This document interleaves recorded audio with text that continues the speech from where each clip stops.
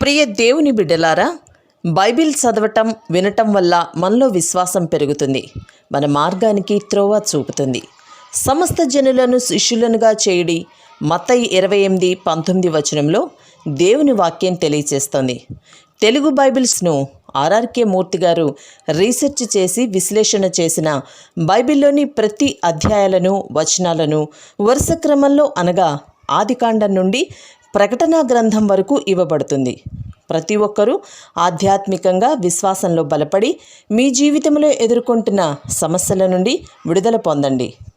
ప్రతి ఒక్కరూ మీ దీవెన టీవీని సబ్స్క్రైబ్ చేసి ఈ వాక్యాన్ని లైక్ చేసి మీ మిత్రులకు బంధువులకు షేర్ చేయండి.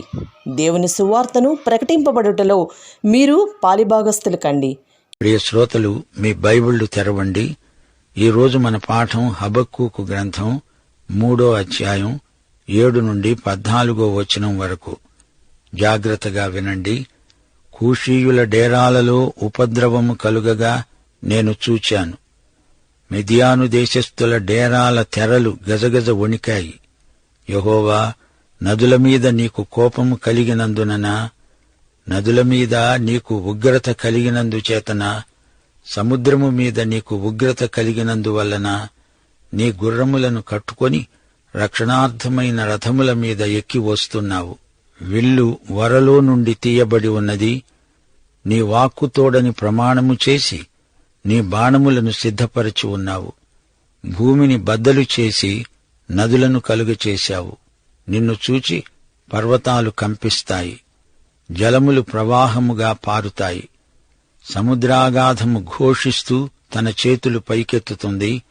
నీ ఈటెలు తళతళలాడగా సంచరించే నీ బాణములు కాంతికి భయపడి సూర్యచంద్రులు తమ నివాసములలో ఆగిపోతారు. బహు రౌద్రము కలిగి నీవు భూమి మీద సంచరిస్తున్నావు. మహోగ్రుడవై జనములను అణగదొక్కుతున్నావు.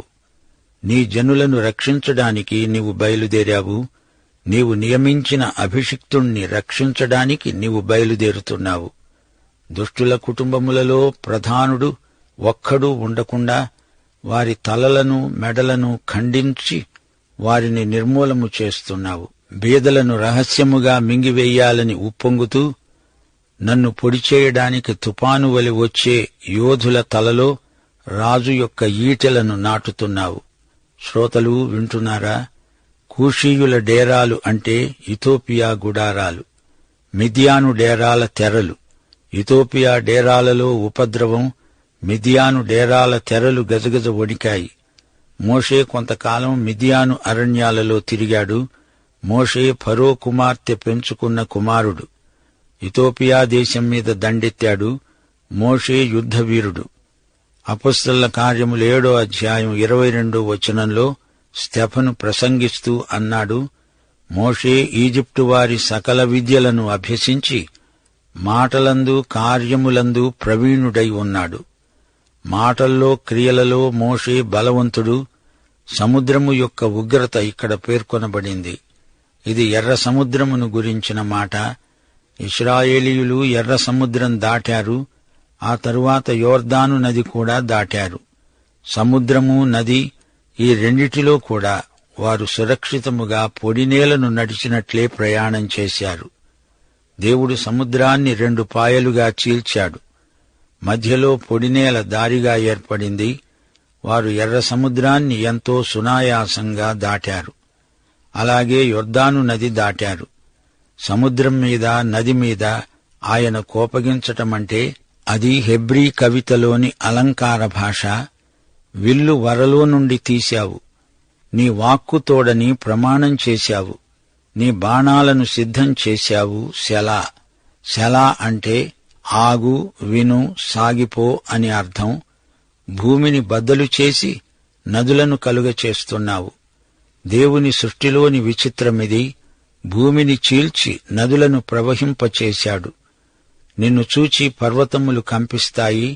సీనాయి కొండపై మోషే ధర్మశాస్త్రమును దేవుని నుండి స్వీకరించాడు. అప్పుడా పర్వతం కంపించింది. ఎవరూ ఆ పర్వతాన్ని సమీపించడానికి కూడా భయపడ్డారు. దేవుడు మాట్లాడితే ఏమవుతుందో అని ఎంతో భయం చెందారు. దేవుడు మోషే ద్వారా తన ప్రజలను ఎలా విడుదల చేశాడో ఇక్కడ హబక్కూకు గానం చేస్తున్నాడు. శ్రోతలు గ్రహించండి. మొదట దేవుడు అబ్రహాముతో నిబంధన చేసుకున్నాడు. ఆ నిబంధనను దేవుడు నెరవేర్చాడు కూడా.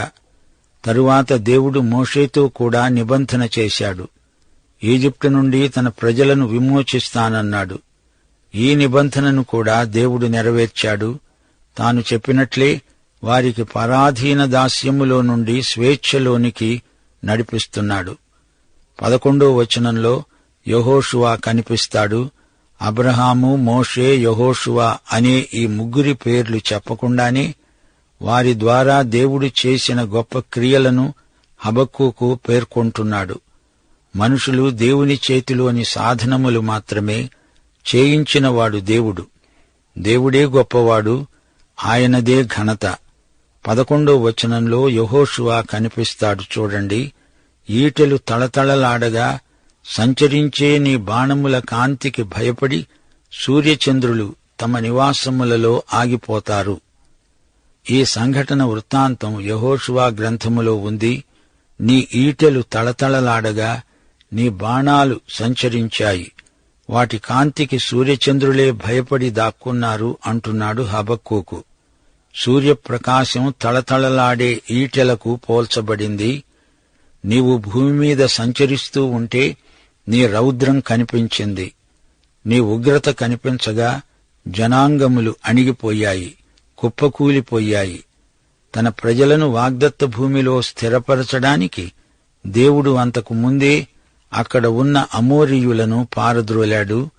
ఈ చరిత్రను కవితారూపంలో హబక్కూకు గానం చేస్తున్నాడు. యెరికో ప్రాంతమంతటినీ ఆక్రమించుకొని ఉన్న అమోరీయుల మధ్య లైంగిక వ్యాధులు ఎక్కువగా ఉన్నాయి. దేవుడు వారిని తొలగించకపోతే మానవతకే ముప్పు. అమోరీయ వ్యాధులు ఇశ్రాయేలులోకి ప్రసరించకూడదని దేవుని చిత్తం. దేవా, నీ జనులను రక్షించడానికి నీవు బయలుదేరావు. నీవు నియమించిన అభిషిక్తుడు అంటే మెస్సీయా. యేసుక్రీస్తే రక్షకుడు, అభిషిక్తుడు, మెస్సీయా. దుష్టుల కుటుంబీకులలో ప్రధానుడు ఒక్కడూ ఉండకుండా వారి తలను మెడను ఖండించి వేస్తావు, వారిని నిర్మూలిస్తావు. ఈజిప్టులో నుండి మోషే ద్వారా వారిని బయటికి నడిపించినవాడు ఈ రక్షకుడే. యెహోషువ ద్వారా తన ప్రజలను వాగ్దత్త భూమికి నడిపించినవాడు ఈ రక్షకుడే. ఈయనే యేసుక్రీస్తు. ఇవన్నీ దేవుని క్రియలే, రక్షకుని రక్షణ కార్యములే. ఆయనకే మహిమ చేకూరునుగాక. దేవుడు తన వాగ్దాన విషయంలో ఎన్నడూ తప్పిపోలేదు. దేవుడు తన ప్రజల పక్షాన ఉన్నాడు. తన ప్రజలను శత్రువుల బారి నుండి ఆయనే తప్పిస్తాడు, కాపాడతాడు. ఇప్పుడు ప్రవక్త తన ప్రార్థనలో దేవుని క్రియలకు ప్రతిస్పందన వ్యక్తం చేస్తున్నాడు. ప్రియ శ్రోతలు, ఈ అధ్యాయంలో ఈ చివరి భాగం ఎంతో గంభీరమైన ప్రార్థన. హబక్కూకు ఆధ్యాత్మిక లోతుల్లోకి వెళ్లిపోతున్నాడు. ఈ అధ్యాయంలో కవితారూపంలో దేవుని క్రియలు గత చరిత్రలో ఎంత అర్థవంతమైనవో హబక్కూకు వ్యక్తం చేస్తున్నాడు. తేమాను నుండి, పారాను కొండ నుండి దేవుడు బయలుదేరాడు. బైబిలులో ఇలాంటి కవితలు ఎన్నో ఉన్నాయి. నిర్గమకాండంలో మోషే పాట, న్యాయాధిపతులు 5వ అధ్యాయంలో దెబోరా పాట, సమూయేలు 2వ అధ్యాయంలో హన్నా పాట, 2 సమూయేలు 1వ అధ్యాయం 19వ వచనంలో దావీదు సౌలు యోనాతానుల మరణాన్ని గురించి పాడిన సంతాప గీతం, 2 సమూయేలు 7వ అధ్యాయం 18వ వచనం దావీదు గానం చేసిన కృతజ్ఞత గీతం, యెషయా 38వ అధ్యాయంలో హిజ్కియా తన స్వస్థతను పురస్కరించుకొని పాడిన పాట, కన్య మరియ పాడిన స్తుతిగీతం, జకర్యా పాట, సుమయోను గానం, ఇవన్నీ శ్రావ్యమైన గీతాలు. ఇవన్నీ పాటలే. హబక్కూకు పాట 3వ అధ్యాయమంతా ఉంది. పాటలన్నిటిలోకి హబక్కూకు పాట మచ్చుతునక. యూదుల చరిత్రలో దేవుని మహిమను హబక్కూకు గానం చేస్తున్నాడు. ఇది గొప్ప పాట. దేవుడు అదృశ్యుడు, ఎవరూ సమీపించరాని దురవగాహమైన తేజస్సులో నివసించే దేవుడు. కాని క్రీస్తునందు దేవుడు సకల మానవులకు ప్రత్యక్షమయ్యాడు. ప్రవక్తలకు దేవుడు దర్శన రూపంలో కనిపించాడు. హబక్కూకు అంటున్నాడు, దేవుడు బయలుదేరాడు. తేమాను నుండి పారాను నుండి బయలుదేరాడు. సీనాయి కొండ మీద మోషేకు ధర్మశాస్త్ర ప్రదానం చేశాడు. ఆ సందర్భంలో ఉరుములు, మెరుపులు, భూకంపాలు. భూమి దద్దరిల్లిపోయింది. ఆయన మహిమ ఆకాశాన్ని ఆవరించింది. దూరం నుంచే చూచి ప్రజలు దేవునికి స్తుతినినాదాలు చేశారు. ఆయన షకీనా మహిమ మిరుమిట్లు గొలిపింది. ఆయన అరచేతిలో నుండి కిరణములు ప్రసరించాయి. దేవుని మహిమ వాతావరణం అంతటా వెల్లివిరిసింది, దగదగ మెరిసింది. మనం చూడగలిగినంత వరకే ఆయన తన మహిమను చూపాడు. అది పూర్తి మహిమ కాదు. తన ప్రజలను ఈజిప్టు దాస్యం నుండి విడిపించడానికి దేవుడేం చేశాడో హబక్కూకు తన ప్రార్థన గీతంలో జ్ఞాపకం చేసుకుంటున్నాడు. ఈజిప్టులో 10 తెగుళ్లు. అది యెహోవా దేవునికి స్థానిక దేవతలకు మధ్య జరిగిన మహాసంగ్రామం. ఆయన వచ్చాడు, భూమిని కొలిచాడు, అన్యజాతులను పారదోలాడు, తన ప్రజలకు రక్షణ కలుగజేశాడు. ఎప్పటినుంచో ఉన్న పర్వతాలు దద్దరిల్లాయి, అణగారిపోయాయి. దేవుని మార్గములు పరిశోధించనశక్యమైనవి. ఆయన కాలుమోపితే భూమి కంపిస్తుంది. దేవుడు తన ప్రజలను కాపాడేటందుకు రాగా విశ్వమంతటా ఆయన ప్రభావ మహిమ కనిపించింది. సూచనలు అంతటా అందరికీ అగుపించాయి. కూషీయుల డేరాలలో అలజడి, మిద్యాను గుడారపు తెరలు అల్లాడిపోయాయి. యెహోవా వేంచేయగా అన్యజాతులలో, రాజ్యాలలో గొప్ప సంచలనం కలిగింది. శత్రువుల గుండెలు చెదరిపోయాయి. ఆయన తీర్పరిగా, న్యాయాధిపతిగా వస్తాడు. ఎర్ర సముద్రం గుండా ఆయన ప్రజలు సురక్షితంగా నడిచి వెడితే వారిని తరిమిన ఫరో సైన్యం అదే ఎర్ర సముద్రంలో మునిగి హతమైపోయింది. ఇది దేవుని తీర్పు. దేవుని తీర్పు న్యాయసమ్మతమైనది. ఆయన సర్వలోకానికి తీర్పరి. దేవుని ఉగ్రతకు కారణమేమిటంటారా? మానవులలో పాపం, పశ్చాత్తాపపడని మానవుని మొండితనం. దీన్ని బట్టే దేవుడు కోపగిస్తాడు. దేవుని ఉగ్రత ఎర్ర సముద్రం మీద కాదు, యొర్దాను నది మీద కాదు. మనుష్యులను బట్టే దేవుడు ప్రకృతి శక్తులను తీర్పు సాధనాలుగా ప్రయోగించటం జరుగుతుంది. గుర్రాలపై స్వారీ చేస్తూ రక్షకుడు వస్తాడు అనే కవితాభావన ఎంతో గంభీరమైంది. సముద్రాలు కూడా చేతులెత్తి దేవునికి జయధ్వానాలు పలుకుతున్నాయి. ఈ అధ్యాయంలో పర్వతాల ప్రసక్తి 2-3 సార్లు వచ్చింది. ఈ భూగోళం మీద అందరి దృష్టిని ఎక్కువగా ఆకర్షించే దృశ్యం పర్వతాలే. దేవునికి స్తోత్రం. ఈ పర్వతాలు సైతం మన దేవుని ఆజ్ఞకు లోబడవలసిందే. 6వ వచనం, ఆయన నిలువబడితే భూమి కంపిస్తుంది. ఆదికాల పర్వతాలు బద్దలైపోతాయి. పురాతన గిరులు అణుగుతాయి.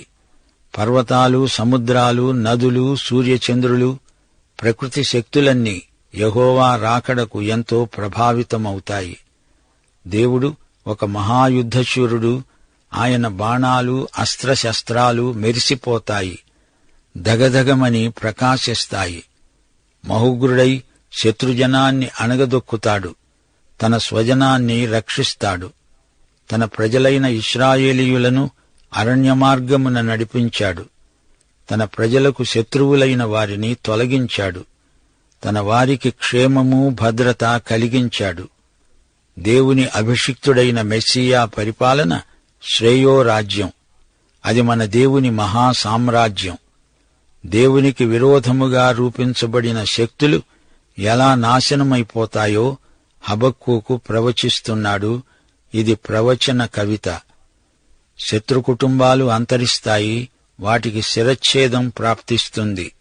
శత్రు సంహార దృశ్యం మహాభయంకరమైనది. యెషయా 63వ అధ్యాయం 1-6 వచనాలలో ఇలాంటి ప్రవచన దృశ్యం కనిపిస్తోంది. రక్తవర్ణ వస్త్రములు ధరించి ఎదోము నుండి వస్తున్న ఇతడెవరు? శోభిత వస్త్రము ధరించిన వాడై గంభీరముగా నడుస్తూ బొస్రా నుండి బలాతిశయముతో వస్తున్న ఇతడెవరు? నీతిని బట్టి మాట్లాడుతున్న నేనే, రక్షించటానికి బలాఢ్యుడనైన నేనే. కోపము గలిగి జనములను త్రొక్కివేశాను, ఆగ్రహపడి వారిని మత్తిల్ల చేశాను. వారి రక్తమును నేలపై పోసేశాను. దేవుని మహిమ అన్నిటినీ కప్పివేస్తుంది. ఆయన షకీనా మహిమ ప్రత్యక్షమైనప్పుడు అది ఆ ప్రాంతమంతటినీ కప్పివేసింది, ఆవరించింది. అదంతా ఆయన సంపూర్ణ మహిమలో ఒక్క కిరణం మాత్రమే. దేవుని సంపూర్ణ మహిమను ఈ విశ్వం భరించలేదు. పర్వతాలు కదులుతాయి, సముద్రాలు చీలిపోతాయి, సూర్యచంద్రుల గతులు స్తంభించిపోతాయి. ఆయన మహామహిమకు ఈ ప్రకృతి అంతా మైనంలాగా కరిగిపోవలసిందే. సృష్టికర్త మహిమా ప్రకాశంలో ఈ సృష్టి ఏపాటిది? పంచభూతములు మహావేంద్రముతో లయమైపోతాయి. ఆయన మహిమ విద్యుత్తు ఎంతో ప్రకాశమానమైనది. అయితే మన ప్రభు తన ప్రజలను ఎన్నటికీ విడువడు, మరువడు, ఎడబాయడు. తన ప్రజలకు క్షేమము, భద్రత వాగ్దానం చేశాడు. ఆయన మహోన్నతుడు. విరిగి నలిగిన ప్రజలతో, దీనులతో ఆయన ఉంటాడు. గత కాలంలో దేవుడు ఇశ్రాయేలీయులకు చేసిన మేళ్లను, ఆయన చేసిన అద్భుతాలను ఎందుకు జ్ఞాపకం చేసుకుంటున్నాడు రచయిత? ఎందుకంటే హబక్కూకు ఒక ప్రవక్తగా దేవుని పక్షాన ఆయన ప్రజలకు ప్రోత్సాహము, ఆదరణ కలిగించాలి. కల్దీయులు వచ్చి మీద పడబోతున్నారు. వారికి భవిష్యత్తును గురించిన ఆందోళన ఎక్కువ కాజొచ్చింది. ఈ నేపథ్యంలో హబక్కూకు ప్రవచిస్తున్నాడు. యూదా ప్రజలారా, చరిత్రను సింహావలోకన చేసి మరీ చూడండి. శత్రువుల చేతిలో మీకిది క్రమశిక్ష, అయితే శత్రువులకు ఆ తరువాత నా చేతిలో శిక్ష. నిరుత్సాహపడకండి, నేను మిమ్మల్ని విడువలేదు, మీతో నాకు చాలా పని ఉంది అంటూ దేవుడు తన ప్రజలకు ఊరట కలిగించే మాటలు చెప్తున్నాడు.